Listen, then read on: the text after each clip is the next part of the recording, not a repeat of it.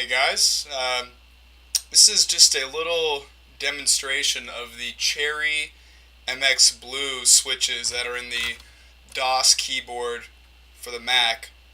I will have a further review, a little bit more in-depth review later on, but this is just to demonstrate how the blue switch sounds.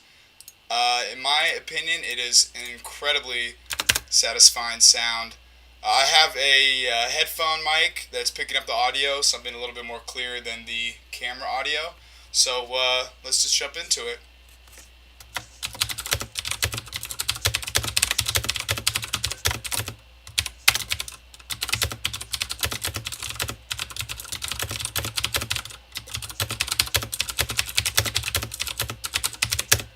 So again, it's loud, it's tactile, and it makes a very, very nice click. A little bit more.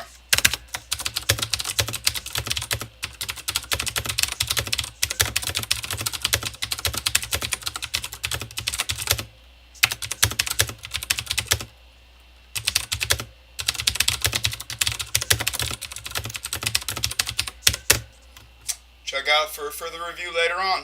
Later.